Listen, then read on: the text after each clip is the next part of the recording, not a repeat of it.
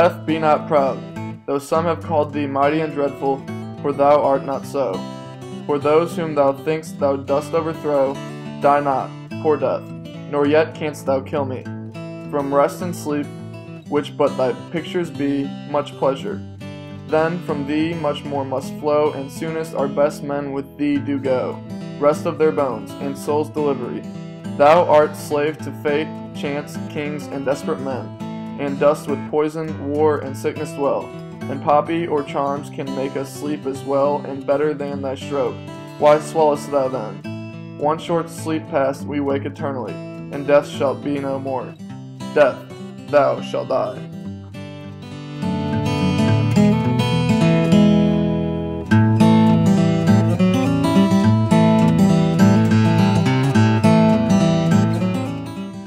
Holy Sonnet 10 by John Donne challenges the fear of death. It reflects the author's belief that death is nothing to fear. Death, according to John Donne, is more like going to sleep and then waking up in eternity. The author is mocking death and basically telling it that it can't even act without fate, chance, kings, or desperate men, and it's nothing but a slave to them. This poem goes hand in hand with a verse in the Bible from 1 Corinthians. 1 Corinthians states, "Death is swallowed up in victory. O death, where is your victory? O death, where is your sting? For sin is the sting that results in death, and the law gives sin its power. But thank God, He gives us victory over sin and death through our Lord Jesus Christ." John Donne's message in the Holy Sonnet 10 is to not let death have any say in how you live your life. At the end of the sonnet, he says, "Death shall be no more. Death, thou shalt die." Donne wants people to live their lives to the fullest and never have death even cross their mind.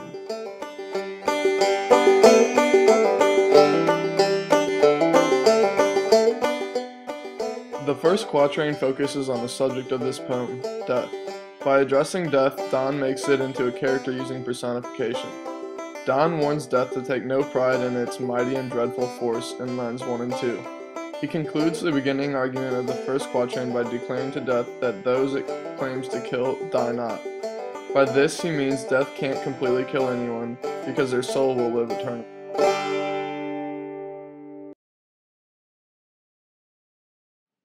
The second quatrain, which is closely linked with the first through the ABBA rhyme scheme, turns a criticism of death as less than fearful into praise for death's good qualities.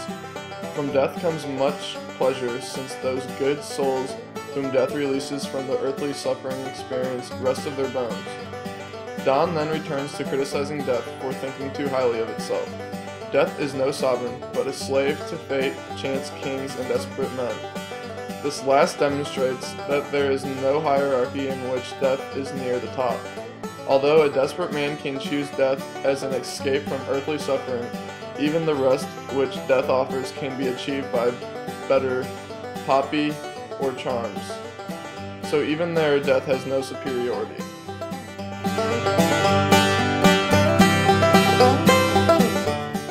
The final couplet caps the argument against death. Not only is death the servant of other powers and essentially impotent to truly kill anyone, but also death is itself destined to die when, as in the Christian tradition, the dead are resurrected to their eternal reward. Here Donne echoes the sentiment of the Apostle Paul in 1 Corinthians 15:26, where Paul writes that the final enemy to be destroyed is death. Donne taps into his Christian background to point out that death has no power and one day will cease to exist.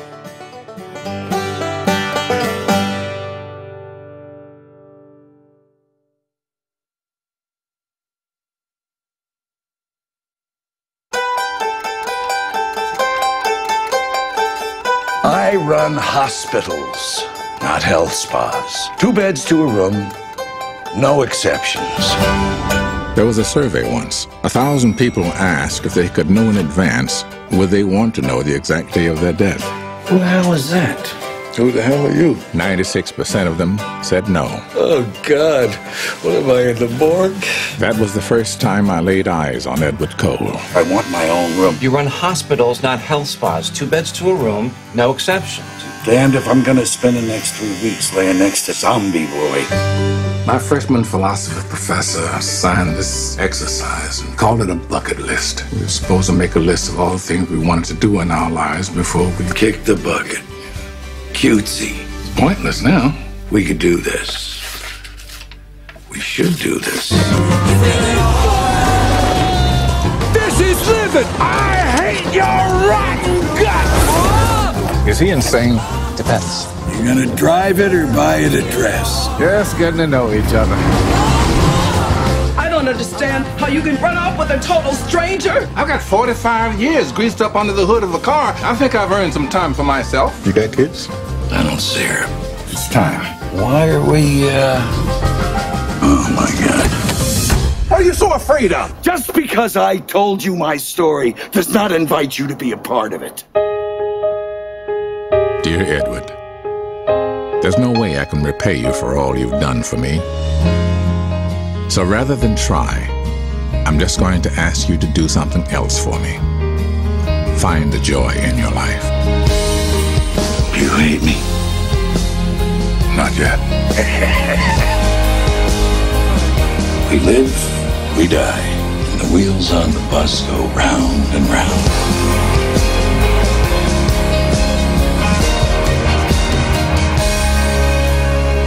Proud of you.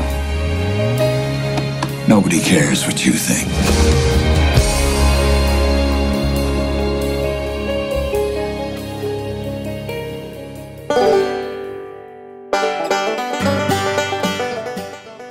The movie Bucket List and the Holy Sonnet 10 share the common theme of not fearing death. In the Bucket List, corporate billionaire Edward Cole and working-class mechanic Carter Chambers have nothing in common except for their terminal illnesses. While sharing a hospital room together, they decide to leave it and to do all the things they have ever wanted to do before they die according to their bucket list. In the process, both of them heal each other, become unlikely friends, and ultimately find joy in life.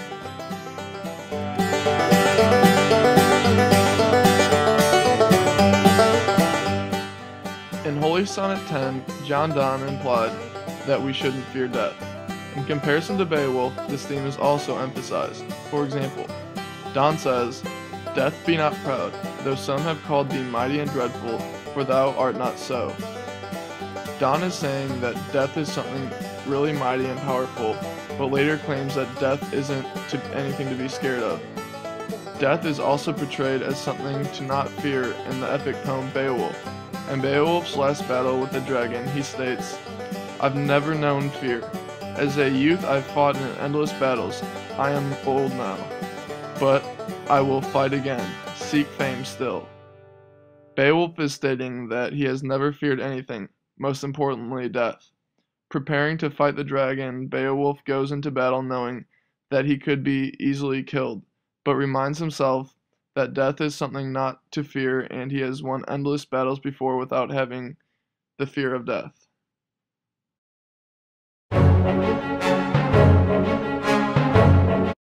We're gonna let you go, okay? Okay. What are you gonna do now? I thought I'd move out to Las Vegas. My heart is crying, crying. I just need some cash tonight. Please, don't drink it in here. Ben wasn't looking for a fresh start. 500. $500 for a '93 Rolex Daytona. I'll do it. He wasn't looking for any trouble. I was wondering if you would buy me a drink. Do you mind if I buy her a drink? And he wasn't trying to fall in love. I really wish you'd come home with me. You're so cute. And I'm really good in bed, too, believe me. No? Okay. But now, on the road to nowhere, he's about to take a detour. Hi! Are you working? Working? What do you mean working? I'm walking. It's pretty funny. If you'll come to my room for 1 hour, I will give you $500.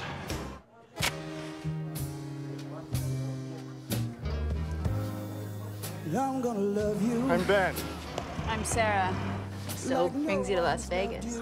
I came here to drink myself to death. A movie contrasting the Holy Sonnet 10 is Leaving Las Vegas. In this movie, screenwriter Ben Anderson started drinking heavily. He became more and more isolated and started to trouble women in bars because he wanted to have sex with them.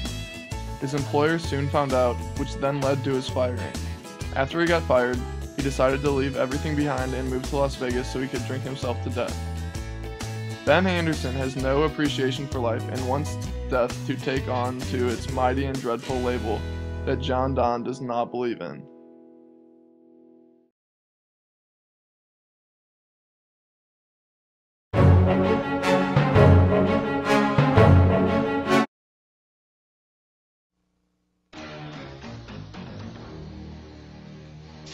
Does it ever feel like everyone's got more going than you do? Oops. That everyone is smart. So you're Al Myers' kid? Yes, I am. You look pretty stupid to me. Thank you. You say the best skier in town just ran off with your girlfriend? Even your younger brother does better than you do?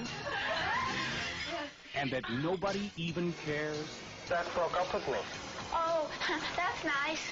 Well, you might be right. But remember one thing.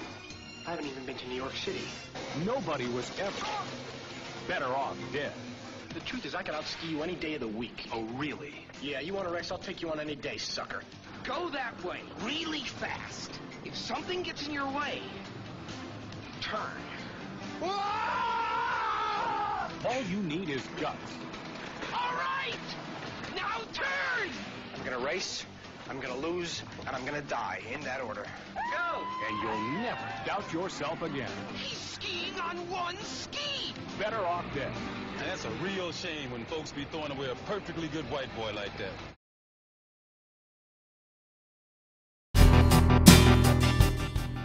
Lane Myers, a geeky loser high school student, loses his girlfriend when she dumps him in their senior year for the new captain of the ski team.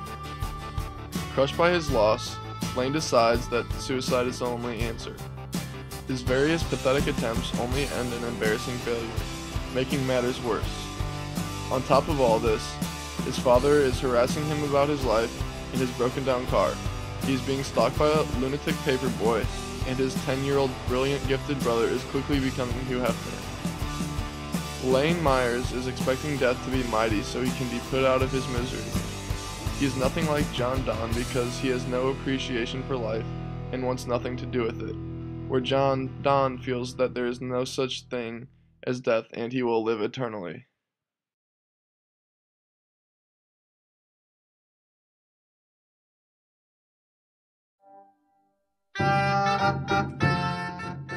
John Donne was born in London in 1572. He was raised Roman Catholic. Catholicism was hated in London during this time. In fact, it was illegal.